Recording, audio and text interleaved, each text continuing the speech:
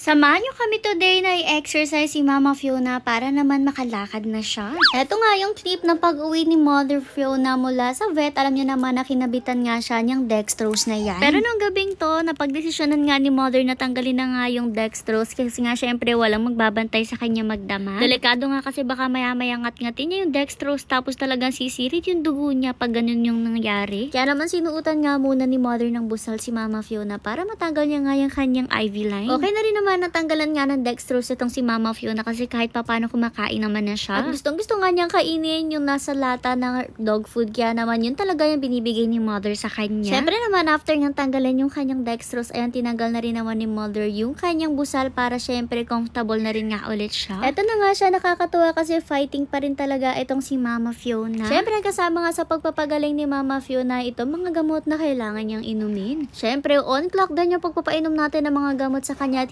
hindi pwede na malilibanan ng inom kasi mahalaga nga talaga to. Ito nga kasi talaga yung magpapagaling sa kanya at magpapatibay ulit ng mga buto-buto niya para nga kahit papano ay makalakad na ulit siya. Kasi alam niyo naman yun talaga yung goal natin, makalakad ulit itong si Mama Fiona. In fairness naman sa kanya, ang bait lang rin niyang painumin ng gamot niya, talaga nilulunok naman niya lahat at hindi naman niya tinatapon or iniluluwa. Siyempre tinatry nga siya ni Mother na hawak-hawakan para umamo siya kaso umiiwas talaga siya at i-respect naman natin yung kanyang personal space. Ito naman na nga nung the next day, ayan pinainom nga ulit siya ng gamot. O diba talagang on clock yung pagpapainom natin at hindi talaga pwede napapalya yung inom. Makikita niyo rin nga sa pagkain niya na yung dog food nga na nasa kanyang binibigay at sinasamahan nga natin ng kanin. Napansin rin nga ni Mother may dugo-dugo si Mama Fiona dito sa kanyang pempurut at sabi nga ni Mother baka daw nireregla. Nung kinagabihan naman ito't nilagyan nga ulit ni Mother ng busal itong si Mama Fiona kasi may plano nga sila for today. Nung nakabusal na nga siya, kumuha nga si Mother ng tela tapos saka nga niya inilagay dito kay Mama Fiona. Sinipit nga lang niya yan sa ilalim ni Mama Fiona. Syempre dahan-dahan lang rin at dahan-dahan niyang tinaas yung katawan ni Mama Fiona kasi alam niyo ba medyo nag-growl nga itong si Mama Fiona. Ito nga ina-exercise ni Mother yung paa niya tapos medyo sumisipa na nga siya at nararamdaman na rin yung paa niya ha.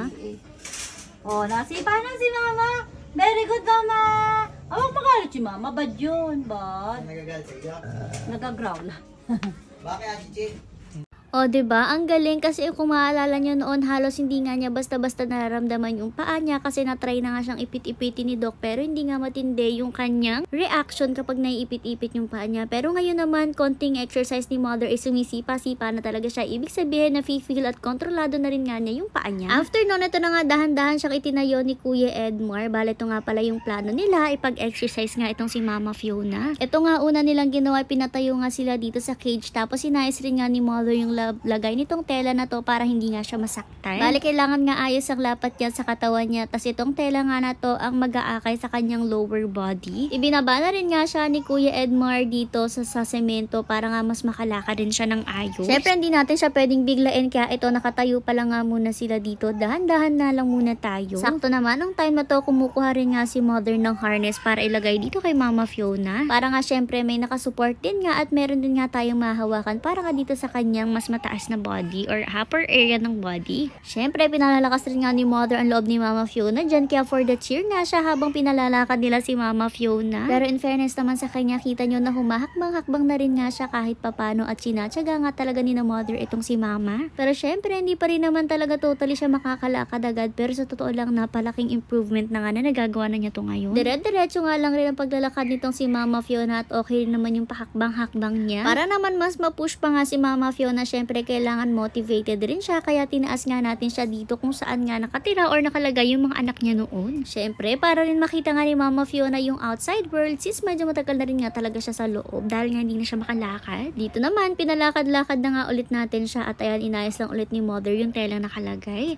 After nun, ayan for the lakad na nga ulit sila at kita nyo guys, kahit nga yung paa niya sa likod na iihakbang na niya, ibig sabihin talaga nararamdaman na niya yun. Medyo wala pa nga lang siguro talaga siyang lakas sa paa niya sa likod or sa lower body niya, pero siguro sa susunod na mga araw magiging malakas din siya. Dito na nga lang rin muna nila pinagpahinga si Mama Fiona sa damuhan para makapahinga siya since medyo malayo na rin yung nalakad niya. Konting pahinga lang nga para makapagpahinga rin yung kanyang mga legs. Habang nagpapahinga nga siya, naisipan nga nila na iupo itong si Mama Fiona kaso nung una medyo nagagalit nga siya ulit isip nung itatayo siya. Pero after nun, eto nga napaupo na rin siya at in fairness naman, okay na okay yung pag-upo niya. Tapos binitawan rin nga siya ni Kuya Edmar para itry kung carry na ba niya. At eto na nga, carry na niyang umupo mag-isa. Although pinatayo nga natin siya ng hawak-hawak ni Kuya Edmar, pero nung maitayo naman siya, ayan talaga nakaupo na nga siyang ganyan. Ang galing, talagang may improvement na siya.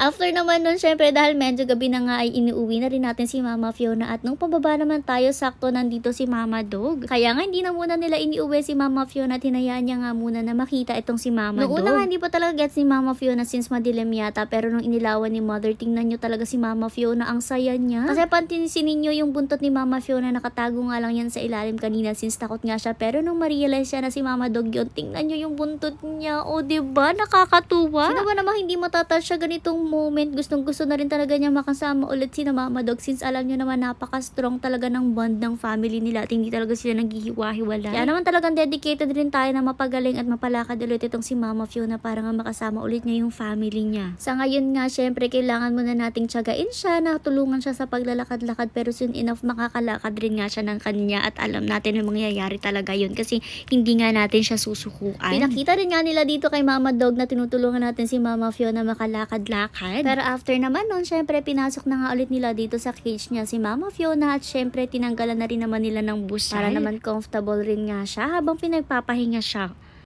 Oh! 6! Ang bet ko ay 999. Naging 3,096. Oh, nakita niyo yan?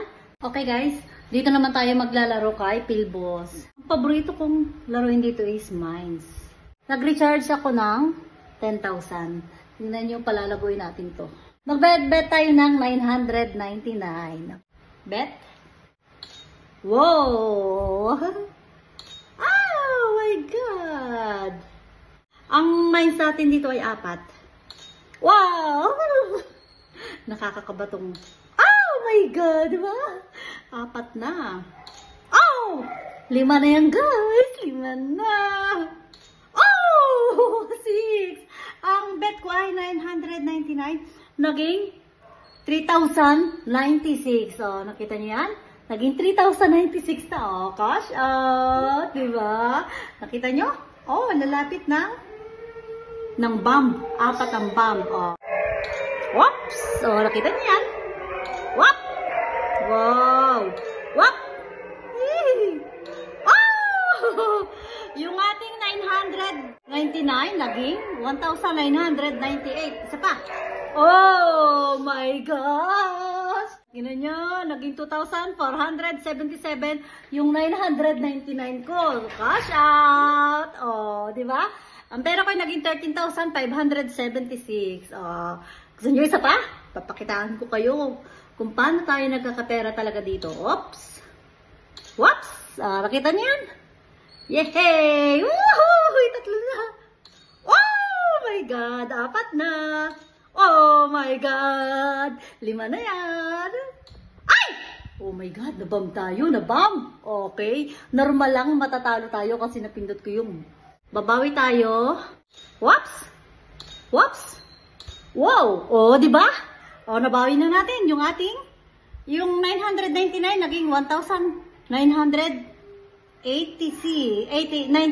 Okay, cash out. O, diba? Baka mabab pa tayo ulit. Whoops! Whoops! Whoop! O, diba? Oh! Auto select! Isa pang auto select. Oh! Yung ating 999 naging 3,096. Okay, cash out. Yes, si Maddie. Ang galing. Yung ating yung in-recharge kong 10,000, sa loob lang ng 3 minutes, naging 14,675. O, diba? Kaya, maglaro na kayo guys. Nasa comment section lang ang link. Mag-register na kayo at mag-recharge dito kay Pilbos.